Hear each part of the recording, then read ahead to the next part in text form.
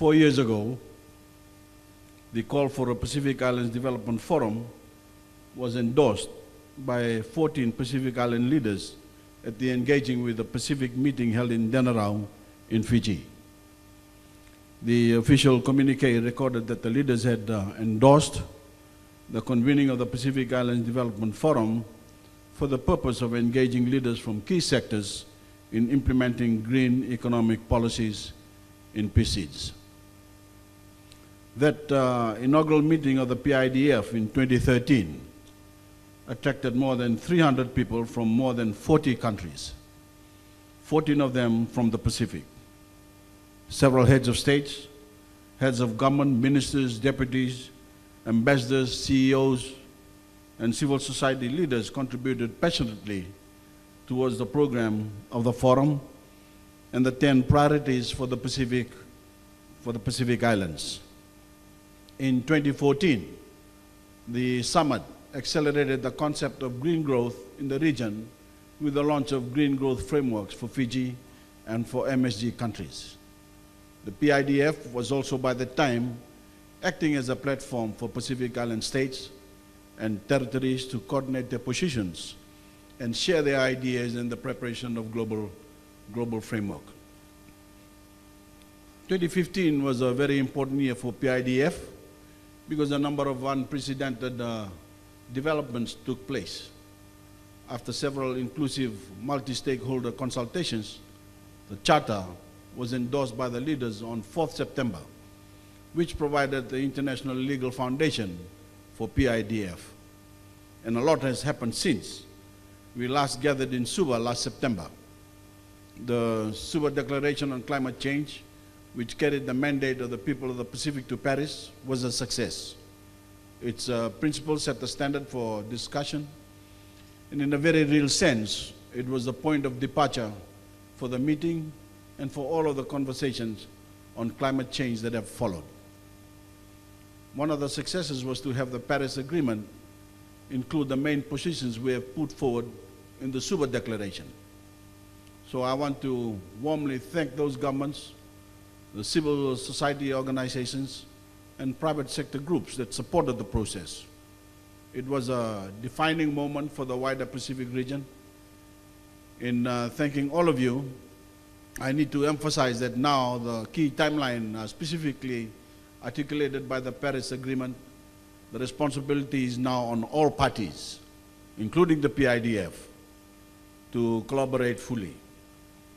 We must form durable partnerships that will strengthen the climate change resilience of our Pacific people by building the capacity of our institutions and educating and training our people to understand, to adapt, and even to live in a somewhat different way.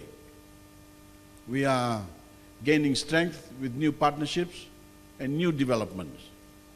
Earlier this year, the United Nations confirmed the registration of our charter, the PIDF Charter, which opens the way for the PIDF to participate in all UN processes and meetings. PIDF is now at a turning point. It is now equipped with a strong professional team that should get the organization to the next step. That process is long, but there will be great rewards excuse me, as we move forward. We need to remember where we come from and what we are made of. The principles that underpin PIDF are inclusiveness, sustainability, innovation, leadership, and partnership. Those principles, Your Excellency, should guide our discussion today. I believe it is also important at this point in the evolution of the framework of Pacific regionalism that it would be in PIDF's interest to acknowledge the apparent overlaps with the existing agencies of the Council of the Region organizations in the Pacific. We will need to clarify roles so that they can complement rather than compete with one another. There are many groups all trying to do good work, and we should not be running into each other or duplicating effort. And we certainly don't need competition. This is a collective responsibility and a common cause for the Pacific people. Honorable Prime Minister Manasa Songavare, we have every confidence that PIDF will continue to advance a green-blue economy for the Pacific under the leadership of Solomon Islands, and we pledge you our full support. The transition to a green-blue economy is a long-term challenge, and we and the rest of the world will need to persevere and spare no effort as we move towards more efficient use and conservation of natural resources and greater respect for our beloved ocean. This is how we will guarantee the livelihood of future generations in the Pacific and the rest of the world. As we in PIDF know all too well, it is a collective challenge that states and private actors must assume together. We must develop strategies and embrace approaches to business, to trade, infrastructure, to energy, food production, and employment that enshrines efficiency in the use of resources and minimize waste.